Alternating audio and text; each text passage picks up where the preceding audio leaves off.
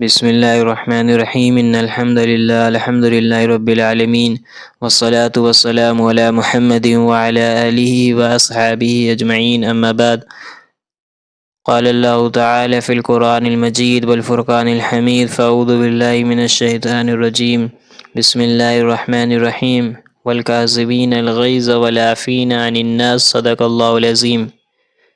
میرے بھائیوں، بزرگوں، دوستوں، غصہ انسان کی فطری کیفیت ہے، مگر جب یہ حد سے بڑھ جائے تو انسان کو گناہ، ظلم اور ندامت کی طرف لے جاتا ہے۔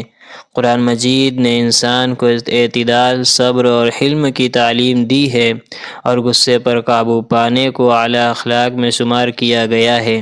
قرآن مجید میں اللہ تعالیٰ فرماتے ہیں وَالْكَاظِمِينَ الْغَيْظَ وَالْعَافِينَ عَنِ النَّاسِ۔ مفسرین کے مطابق غصے کو پی جانے والے وہ لوگ ہیں جو دل میں غصہ ہونے کے باوجود اسے عمل میں نہیں لاتے۔ تقویٰ انسان کو یہ شعور دیتا ہے کہ اللہ ہر حال میں ہمیں دیکھ رہا ہے۔ اس احساس سے انسان اپنے غصے کو قابو میں رکھتا ہے۔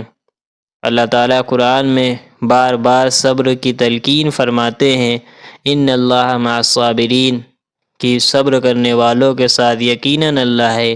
تفسیر میں آتا ہے کہ صبر محض خاموش رہنے کا نام نہیں بلکہ نفس کو برائی سے روکنے کا نام ہے۔ غصے کے وقت صبر اختیار کرنا انسان کو بڑے گناہوں سے بچاتا ہے۔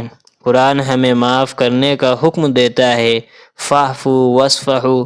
مفسرین کے مطابق معافی انسان کے دل کو سکون دیتی ہے اور غصے کی آگ کو بجھا دیتی ہے۔ جو شخص معاف کرتا ہے اللہ تعالیٰ اس کے درجات بلند فرماتے ہیں۔ اللہ تعالیٰ نے نبی کریم صلی اللہ علیہ وسلم کے اخلاق بیان کرتے ہوئے فرمایا فَبِمَا رَحْمَةٍ مِّنَ اللَّهِ لِنْتَ لَهُمْ۔ تفسیر کے مطابق نرمی اور حلم غصے کا بہترین علاج ہے۔ سختی اور تندی غصے کو مزید بڑھاوا دیتی ہے جبکہ نرمی دلوں کو جوڑتی ہے۔